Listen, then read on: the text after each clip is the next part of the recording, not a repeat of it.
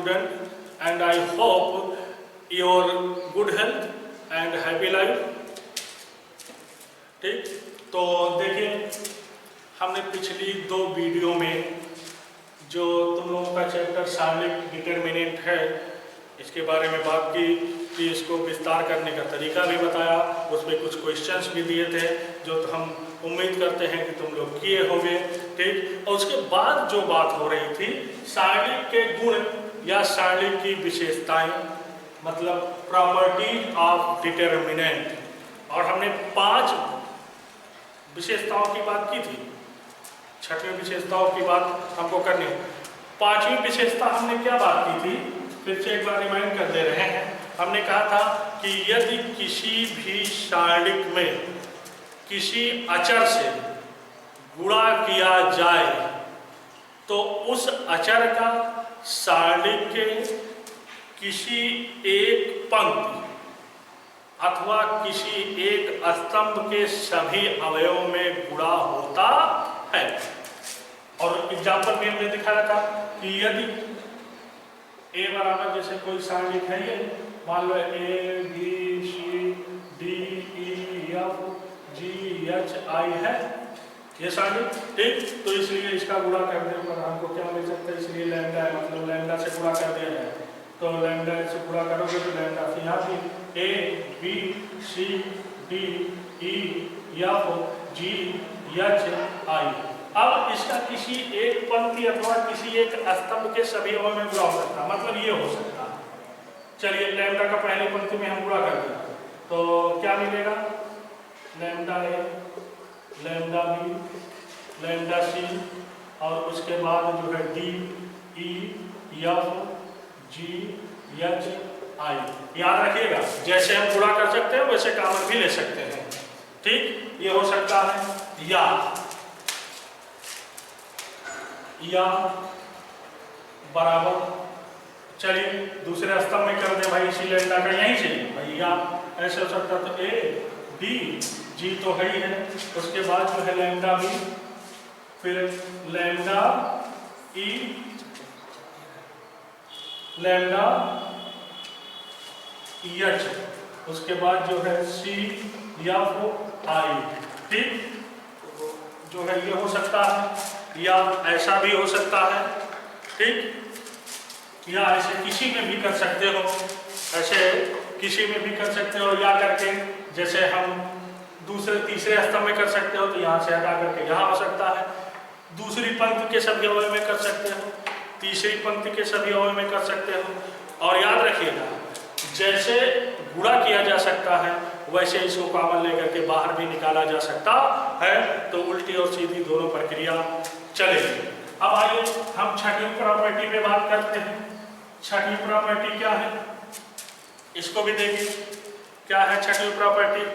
6वीं property number 6 ये क्या कहती है, इसके अंतर्गत इसी से मिलता जुलता है कि यदि हम किसी अचर राशि से किसी सारणिक के किसी एक स्तंभ अथवा किसी एक पंक्ति के सभी अवयवों में गुणा कर दें तब सारणिक का मान उस अचर राशि के गुना बढ़ जाएगा। जैसे अब लैम्डा का है, इसमें गुणा किया जाए ए बी सी और D E F G H I, ये है सारणिक। और इससे लैम्डा में गुणा करने का मतलब जो लैम्डा जैसे अब ये है लैम्डा से इसमें गुणा कर दे तो लैम्डा से इसमें गुणा जो करोगे तो ये किसी एक पंक्ति अथवा किसी एक स्तंभ में हो सकता है। मतलब अगर इस सारणी का मान के है तो लैम्डा के हो जाएगा। जहाँ हम कह सकते हैं कि के बराबर A B C D E F G H I ये हो सकता है। मतलब प्रॉपर्टी नंबर 5 और प्रॉपर्टी नंबर 6 लगभग एक जैसी है, तो इसको भी देखिएगा। ठीक, अब हम आइए अगली प्रॉपर्टी की बात करते हैं। मतलब हम प्रॉपर्टी नंबर 6 को ये भी कह सकते हैं कि यदि किसी सारणिक के किसी एक पंक्ति अथवा किसी एक स्तंभ में किसी अचर राशि का गुणा करें तो सारणिक का मान उतने गुना बढ़ जाएगा। जाएगा, ये भी तुम लोग देख सकते हो। ठीक, आइए प्रॉपर्टी नंबर 7 की बात करें। प्रॉपर्टी नंबर 7 क्या है? यदि किसी सारणिक में किसी एक पंक्ति अथवा किसी एक स्तंभ के सभी अवयव 2 या 2 से अधिक संख्याओं के योगफल है, तब उस सारणिक को उसी क्रम की 2 या 2 से अधिक सारणिकों के योग के रूप में व्यक्त किया जा सकता है। जैसे यदि a बराबर a plus x, b plus y, c plus z, फिर l m n, फिर उसके बाद p q r। अब जैसे ये एक सारणिक है, इसके पहले पंक्ति के सभी अवयव 2 संख्याओं के योगफल के रूप में दिए हैं ना, तो और ये 3 क्रम 3 की है भी, तो उसी क्रम में इसके जो है 2 सारणिकों के योग के रूप में तोड़ा जा सकता है। मतलब बराबर इसको हम लिख सकते हैं कैसे, पहले अवयव करके a, यहाँ का पहला b, यहाँ का पहला c, उसके बाद ये पूरा वैसे ही l m n p q r, फिर उसके बाद यहाँ सब प्लस था तो प्लस। अब अगला x y z, उसके बाद जो है l m n, ठीक, और यहाँ क्या हो सकता है p q r। मतलब इस रूप में योग के रूप में तोड़ सकते हैं। अगर यहाँ 3 संख्याओं का योग है तो 3 के रूप में प्रत्येक हो, यहाँ पे अगर 3 का योगफल है तो इसको इसी तरह से उसी क्रम के मतलब उतने ही पंक्ति और उतने ही स्तंभ के 3 सारणिकों के योग के रूप में व्यक्त किया जा सकता है। तो ये थी प्रॉपर्टी नंबर 7। इसका एक एग्जाम्पल और देख लिया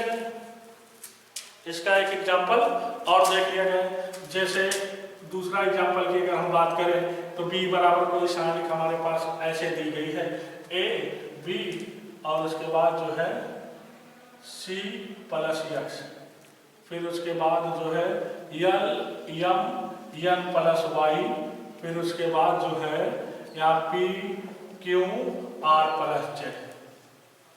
ठीक, या इसके पहले वाला पंक्ति में था और ये वाला एग्जाम्पल जो है कॉलम में है, और वो कॉलम कौन सा, तीसरे कॉलम में है, तो उसको उसी क्रम के रूप में व्यक्त किया जा सकता है योगफल के रूप में। याद रहे यहाँ सब प्लस होना चाहिए, इसके लिए चाहे हमको जो है माइनस कॉमन लेकर के कभी कभी जरूरत पड़ेगी बनाना पड़ेगा। ठीक, तो देखिए इसको इस रूप में भी लिख सकते हैं। ये दोनों कॉलम वही रहेंगे a l p, और यहाँ b m q, और यहाँ तीसरे में से क्या पहला उठा लिया जाए c n, ये हो गया, फिर प्लस पर, फिर अगला क्या होगा a l p b m q, फिर यहाँ x y z। मतलब इस रूप में तोड़ा जा सकता है। ऐसे और भी एग्जाम्पल मिलेंगे, उनको जो है देखा जा सकता है। आई बात समझ में? तो ये नहीं जो प्रॉपर्टी नंबर 7 या 8 जो भी वैसे हैं और इनके एग्जाम्पल। अगला है प्रॉपर्टी नंबर, अगली जो भी है, अगर हमारे हिसाब से 8 पहुंची है तो 8 ही कह दिया जाए। ठीक, अगली प्रॉपर्टी क्या है इसको भी देखिएगा कि ये प्रॉपर्टी है। ध्यान से इन सब प्रॉपर्टियों को सुन लीजिएगा, नोट कर लीजिएगा, समझ लीजिएगा, जानिएगा। ठीक, तो अगली प्रॉपर्टी है कि यदि किसी सारणिक के किसी स्तंभ अथवा पंक्ति के सभी अवयवों में किसी अन्य स्तंभ अथवा पंक्ति के संगत अवयव में किसी अचर राशि का गुणा करके जोड़ करके प्रतिस्थापित किया जाए तो सारणिक के मान में कोई प्रभाव नहीं पड़ता है। सारणिक के मान में कोई प्रभाव नहीं पड़ता है। एग्जाम्पल देखिएगा, ज़्यादा समझना आसान होगा। भाषा अगर हमारी मान लीजिए थोड़ा दूसरे टाइप बन गई होगी तो अपने हिसाब से भी तुम लोग इस चीज़ को देख सकते हो। एग्जाम्पल जैसे हमारे पास है पहला एग्जाम्पल, यदि a बराबर, ये सारणिक है a b c, D E F G H आई। ठीक, हमने क्या कहा कि यदि किसी सारणिक में किसी स्तंभ अथवा किसी पंक्ति के सभी अवयवों को, ठीक, किसी अन्य पंक्ति अथवा अन्य स्तंभ के संगत अवयवों में किसी अचर राशि का गुणा करके प्रतिस्थापित कर दिया जाए तो सारणी के मान में कोई परिवर्तन नहीं होता है। मतलब ऐसा हम कर सकते हैं, जैसे R2 को चलो हम रिप्लेस कर दें, R2 प्लस लैम्डा R3। याद रखें, अगर R2 को रिप्लेस कर रहे हैं तो इसमें गुणा नहीं होगा, नहीं सारणी का मान उतने गुना बढ़ जाएगा, अन्य में गुणा करके प्रतिस्थापित करेंगे। मतलब अगर R2 को रिप्लेस कर रहे हैं तो R2 प्लस लैम्डा गुणे कुछ, जैसे लैम्डा कोई संख्या हो सकती है, तो ऐसा करने पर भी इसके मान में कोई परिवर्तन नहीं होगा। मतलब ये बराबर है तो ये भी बराबर होगा, तो इसका मतलब ये पहले A B C यही है। ठीक, R2 को रिप्लेस किया गया कैसे, इतना प्लस लैम्डा गुणे इतना, तो ये हो जाएगा D प्लस लैम्डा जी, और यहाँ E प्लस लैम्डा H, और यहाँ F plus lambda I। Replace किया गया ना, तो सारणी के मान में कोई परिवर्तन नहीं पड़ेगा, और यहाँ G H I ये हो सकता है। ठीक, तो ये भी हो सकता, यही मतलब R2 को अगर रिप्लेस कर दिया जाए तो इसकी बराबरी में कोई इफेक्ट नहीं आता। दूसरा केस, दूसरा एग्जाम्पल जैसे है, यदि A बराबर इतना है, A बराबर इतना, ठीक, अब यहाँ पे हम क्या करेंगे, C1 को रिप्लेस कर दें, लैम्डा C1 को रिप्लेस कर दें C1 plus lambda C2 plus mu C3। ऐसा नहीं कि केवल दुई है, तीनों को भी किया जा सकता है, अदर सभी से।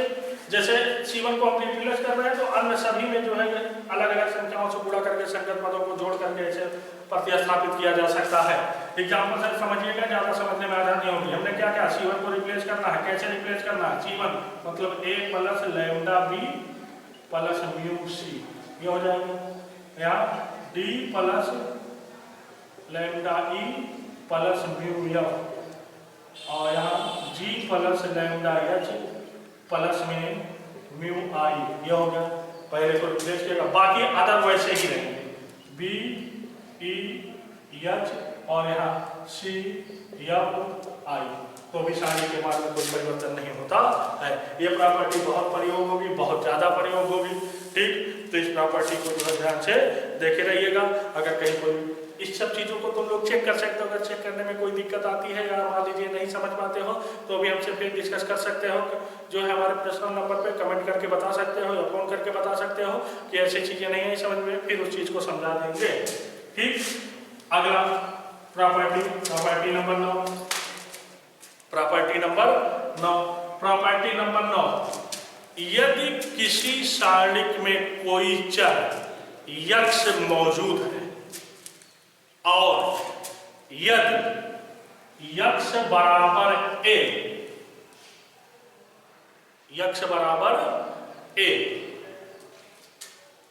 सारणिक में रख दिया जाए और सारणिक का मान 0 हो जाए, तब x माइनस a उस सारणिक का एक गुणनखंड होता है। इसका उल्टा भी समझ लो, यदि किसी सारणिक में कोई चर x मौजूद है और x माइनस a उस सारणिक का एक गुणनखंड है, ठीक, तब यदि x बराबर a उस सारणिक में रख दिया जाए तो सारणिक का मान 0 हो जाता है। उल्टा और सीधा दोनों जो है समझ में आ गया होगा। तो ये प्रॉपर्टियां थी हमारे पास, कितनी प्रॉपर्टियां, 9। ठीक, नोट देखिए, नोट, ठीक, उपर्युक्त सभी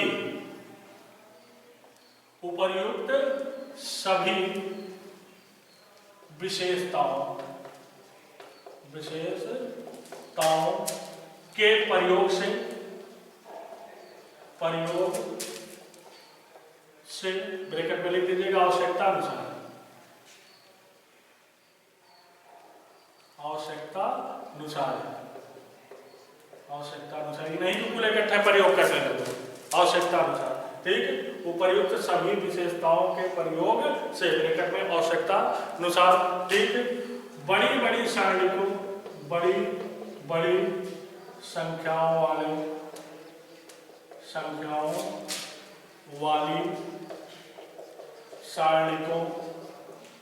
सारणिकों का मान, ठीक, आसानी से ज्ञात किया जा सकता है,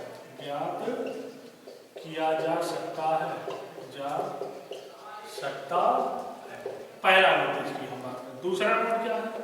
दूसरा नोट क्या है? आजकल यूपी बोर्ड में बहुत अच्छा प्रचलन है कि सारणी का बिना प्रसार किए हुए मान ज्ञात कीजिए, ठीक। तो इन विशेषताओं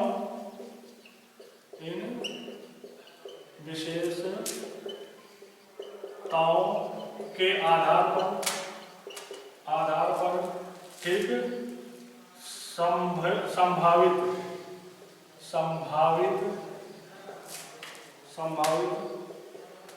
सारणिकों का मान, ठीक, बिना प्रसार के भी ज्ञात किया जा सकता है, ठीक। तो इन विशेषताओं के आधार पर जो ऐसा किया जा सकता है। अब इस पे आधारित जो है क्वेश्चन बोर्ड में जरूर पूछा जाता है, ठीक। तो आइए हम कुछ अच्छे क्वेश्चनों की चर्चा करेंगे जो तुम लोगों को की उम्मीद है कि एनसीईआरटी में मिल जाएंगे। अगर नहीं मिलते हैं तो उन पे आधारित देखिएगा कैसे कैसे क्या करना है, ठीक। तो आइए शुरुआत करते हैं एक छोटे से एग्जाम्पल की। तो सारणी का ये दूसरी प्रश्नावली होगी, अपनी बुकों में तुम लोग देखिएगा, या हो सकता है किसी ने एक शब्द दे दिया हो करके, ठीक। तो आइए इनको देखा जाए। जैसे एक क्वेश्चन हमारे पास है कि सारणी इतने का मान बिना विस्तार किए हुए ज्ञात कीजिए। तो एग्जाम्पल सारणी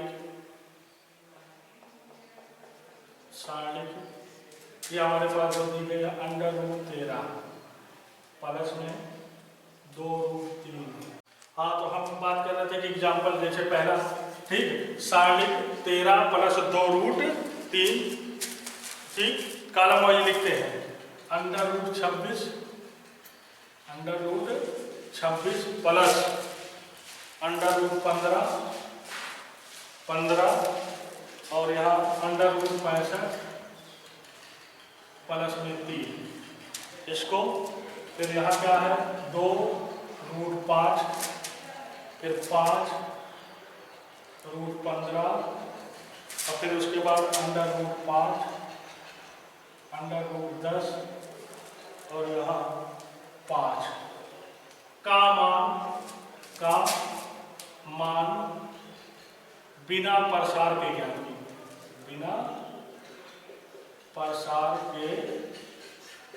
ज्ञात कीजिए। या अगर ऐसे कह दे कि सारणी कितने का मान ज्ञात कीजिए, तो कितना लंबा तुम लोग कैलकुलेशन करोगे? जैसे प्रसार करना पीछे बताया गया था, अगर वैसे ही तुम लोग विस्तार करोगे, वैसे ही जो है इसका तो बड़ी लंबी प्रक्रिया हो जाएगी। कितना कैलकुलेशन करोगे, किसको जोड़ो घटाओगे, है ना। तो इसलिए सारणी का कोई भी क्वेश्चन अगर हल करना है या जो भी करना है, तो सबसे पहले हम विशेषताओं के बारे में ही ध्यान देंगे कि कौन कौन सी विशेषताओं को हम देख सकते हैं, ठीक। तो आइए इसका सोल्यूशन देखें बिना प्रसार किए हुए कैसे निकालना है, देखिएगा यहाँ। तो सोल्यूशन सारणी क्या दी गई थी? √13 प्लस में 2√3, ठीक। उसके बाद √26 प्लस में √15, फिर उसके बाद √65 प्लस में फिर क्या है 3। यहाँ पहला कॉलम, दूसरा कॉलम क्या था 2√5, ठीक, 5, फिर क्या है 15, दूसरा कॉलम हो गया। तीसरा कॉलम देखिए √5, √10 और उसके बाद 5। अब इसी का मान जो है बिना प्रसारित किए हुए निकालना है। ठीक, तो सबसे पहले हम विशेषताओं पे देखते हैं कि कौन सी विशेषता लागू हो सकती है। अच्छा, एक विशेषता यहाँ देखिए लागू हो सकती है, अभी अभी हमने कहा था कि कोई भी नंबरिंग रही होगी कि किसी भी पंक्ति अथवा किसी भी स्तंभ का प्रत्येक अवयव अगर 2 या 2 से अधिक संख्याओं का योगफल है तो उसी क्रम की 2 या 2 से अधिक सारणिकों के योगफल के रूप में व्यक्त किया जा सकता है। अब यहाँ देखो, यहाँ तो कॉलम नंबर 1 का प्रत्येक अवयव 2 अवयव का योगफल है कि नहीं, तो उसको उसी के रूप में हम व्यक्त कर सकते हैं। तो चलिए देखिए कैसे व्यक्त करते हैं योग के रूप में। चलिए बराबर, क्योंकि इसी का मान है तो बराबर चलेगा। पहला यह पूरा ले लो जरूरत थी, तो हो जाएगा √13, यहाँ √26 और यहाँ √65। ये वाला हो गया। फिर कॉलम नंबर 2 जो बनेगा यही इसी को लोग करके 2√5 और उसके बाद 5 और यहाँ √15, फिर यहाँ √5, √10 और यहाँ 5, फिर प्लस, यहाँ सब प्लस था, प्लस दूसरी सारणी क्या बनेगी 2√3, फिर उसके बाद √15, फिर उसके बाद 3, ये बन जाएगा। फिर क्या बनेगा 2√5, फिर उसके बाद 5, फिर उसके बाद जो है √15, फिर उसके बाद यहाँ क्या होगा √5, √10 और यहाँ 5, ये है 2 के रूप में तोड़ गया। फिर अगर देखें तो क्या विस्तार करेंगे, विस्तार तो हमारा लास्ट का ऑप्शन होता है। ठीक, लेकिन हमने क्वेश्चन ही बनाया कि बिना विस्तार किए हो तो विस्तार करने का कोई सवाल ही नहीं होता। तो आइए देखें फिर और क्या किया जा सकता है। अच्छा, जैसे ही किसी अचर राशि से हम गुणा कर सकते हैं किसी भी सारणी के किसी एक पंक्ति अथवा किसी एक स्तंभ के अवयव में, ठीक उसी तरह कॉमन भी लिया जा सकता है। तो कॉमन की बात करें आगे, सब में से देखें जो मैक्सिमम कॉमन है उसको निकाला जाए, क्या होता है। इस वाली सारणी में देखो, ठीक इस वाली सारणी में देखो, ये जो कॉलम नंबर 1 है इससे √13 कॉमन है। चलो √13 कॉमन निकाल लेंगे कॉलम नंबर 1 से। क्या दूसरे वाले कॉलम से भी कुछ है, तो देखें √5 यहाँ से, √5 यहाँ से, √5 यहाँ से भी, तो गुणे में आ जाएगा वो √5, मतलब दूसरे कॉलम से √5 कॉमन है। तीसरे कॉलम से क्या कॉमन है वो भी देख लिया जाए, तो यहाँ से भी √5 ही कॉमन है। मतलब हमने यहाँ क्या किया, कॉलम नंबर 1 से √13 को कॉमन ले लिया, कॉलम नंबर 2 से √5 को कॉमन ले लिया, कॉलम नंबर 3 से √5 को कॉमन ले लिया। अब ये जो बचेगा ये गुणे के रूप में ही बचेगा। यहाँ क्या बचेगा 1, यहाँ √2, 13 × 5 = 65, तो √5। कॉलम नंबर ये हो गया, यहाँ √13 कॉमन हो गया, यहाँ से √5 कॉमन हो जाएगा, क्या मिलेगा 2, यहाँ √5 और यहाँ √3, √5 कॉमन होने से हो जाएगा। यहाँ √5 कॉमन होने से क्या होगा 1, √2, √5, यहाँ का काम होगा। फिर प्लस क्या करेंगे, यहाँ पे भी वही चीज, अगर किसी के सभी कॉलमों से कुछ कॉमन है तो उसको ले लिया जाए, ठीक, या सभी पंक्तियों से अगर कुछ कॉमन है तो उसको बाहर निकाल लिया जाए। आइए कॉलम नंबर 1 में ढूंढते हैं, कॉलम नंबर 1 में √3 यहाँ से, √3 यहाँ से, √3 यहाँ से कॉमन हो जाएगा, तो √3 ये कॉमन होगा। फिर गुणे, क्योंकि गुणे के रूप में बाहर निकलेगी। यहाँ से देखा जाए तो √5 कॉमन है, √5 कॉमन है, और गुणे यहाँ से देखा जाए तो √5 कॉमन है, और हमारे पास बचेगा क्या, सारणिक के रूप में, गुणा के रूप में ही बचेगा।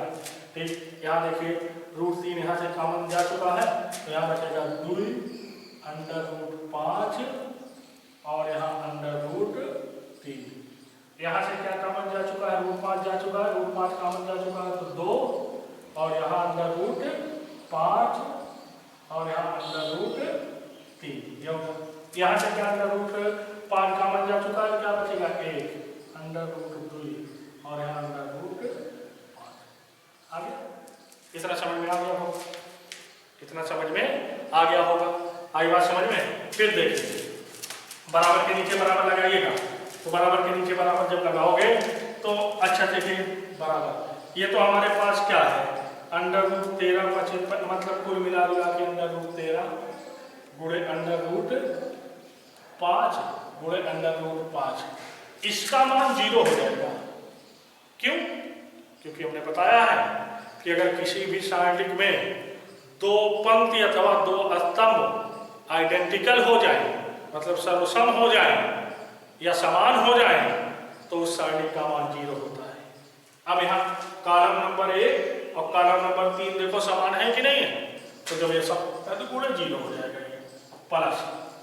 यहाँ देखिए हमारे पास क्या बचा, √3 गुणे √5, ठीक, और √5 यहाँ पे भी, ठीक, और गुणे यहाँ देखो ये इसका भी मान 0 हो जाएगा।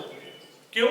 क्योंकि कॉलम नंबर 1 और कॉलम नंबर 2 आपस में समान है, तो इसका भी मान शून्य हो जाएगा, पूरे 0। अब 0 से किसी भी संख्या में गुणा करोगे तो क्या हो जाएगा, 0 प्लस में 0 बराबर क्या होगा, 0।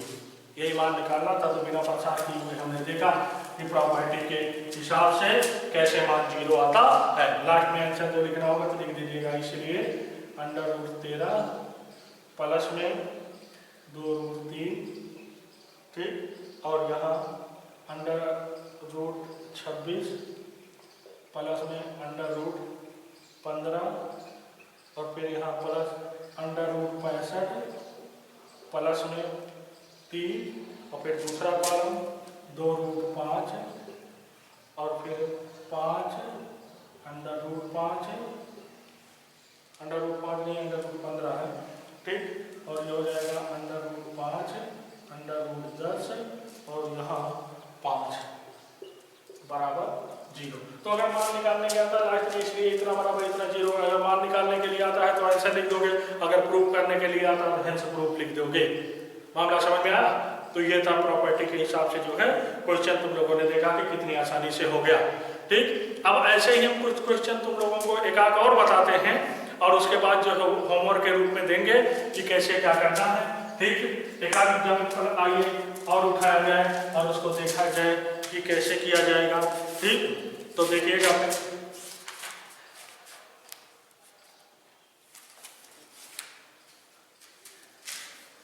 चलिए देखिए, बिना प्रसार के निम्नलिखित सारणिकों का मान ज्ञात कीजिए। जैसे क्वेश्चन कई है, इसी में कुछ हमको करना है तो तुम लोग करोगे, कुछ हम करेंगे, कुछ तुम लोग करोगे। तो क्वेश्चन क्या, बिना प्रसार के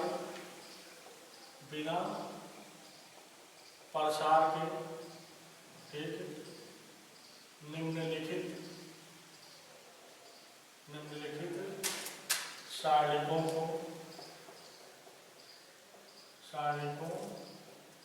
का मान ज्ञात कीजिए, मान ज्ञात करो। मतलब यहाँ प्रसार हमको नहीं करना। अब इसके क्वेश्चन के बाद अगर बात करें तो पहला क्या दिया गया है, चलिए देखते हैं क्या दिया गया है, ठीक।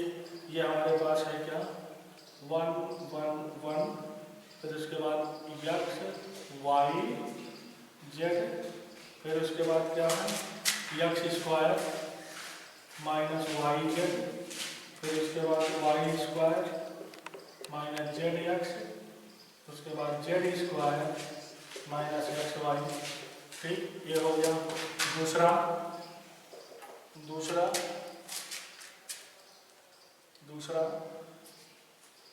ये हो गया, देखिए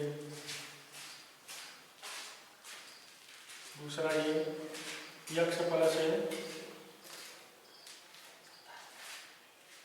x plus 2a, x plus 4a, और यहाँ x plus 2a, x plus 3a, x plus 5a, x plus 3a, x plus 3a, ठीक, x plus 4a, x plus 6a, 4a x plus 6a। जैसे कि ये दोनों सारणी है, अब बिना प्रसार किए हुए इन दोनों का मान निकालना है, ठीक। तो बिना प्रसार किए हुए इनका मान निकालेंगे। आइए लगे हाथ एक क्वेश्चन और लिख दें जो बहुत ही इंपॉर्टेंट क्वेश्चन है। अच्छा एक चीज और, ये x y z की जगह a b c दे सकता है, तो इसको बोर्ड में लेकर के परेशान होने की जरूरत नहीं है। जैसे x y z वैसे a b c। और यहाँ पे जैसे ABC दिया है, यहाँ जो अल्फा बीटा गामा भी दे सकता है, तो ये सब परिवर्तन होते रहेंगे, इनको लेकर के घबराने की जरूरत नहीं है। ठीक, और आगे एक क्वेश्चन और लिख दें, जैसे जो इम्पोर्टेंट क्वेश्चन है, हर बार लगभग पूछा जाता है, बहुत बार आता है, हर बार नहीं कह सकते लेकिन ज्यादातर बार आता है। ठीक, तो बिना प्रसार किए हुए, क्वेश्चन एक और, बिना प्रसार किए हुए, बिना प्रसार किए हुए सिद्ध कीजिए कि के बाद डैश लगा दीजिएगा। बिना प्रसार किए हुए सिद्ध कीजिए कि, सिद्ध क्या करना है, B square C square, C square A square, A square B square, ठीक, BC CA AB AB, और यहाँ B plus C plus A plus B equal to 0। या ये भी कह सकता है कि बिना प्रसार किए हुए इस सारणी का मान ज्ञात कीजिए। ABC की जगह XYZ हो उसका भी इस्तेमाल कर सकता है, अल्फा बीटा गामा हो उसका भी इस्तेमाल कर सकता है। ठीक, तो इन सब चीजों को ध्यान रखिएगा, इन सब चीजों को ध्यान रखिएगा।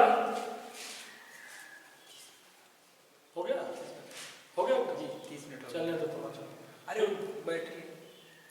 अच्छा ठीक है, तो ये 3 क्वेश्चन हैं, इसकी हम बात करेंगे आगे। ठीक है, कोई तकनीकी जो है समस्या है तो इसकी बात जो है आगे होगी, इसका सलूशन कैसे दिया जाएगा।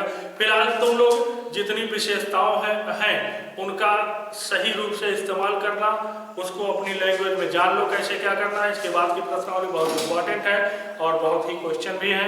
ठीक, सारणी की सबसे बड़ी प्रश्नावली यही है और इम्पॉर्टेंट भी है, तो एक क्वेश्चन बोर्ड में आता है तो इसको देखा जाएगा। फिलहाल आज के लिए इतना ही। ठीक, तो बहुत बहुत धन्यवाद तुम लोगों को।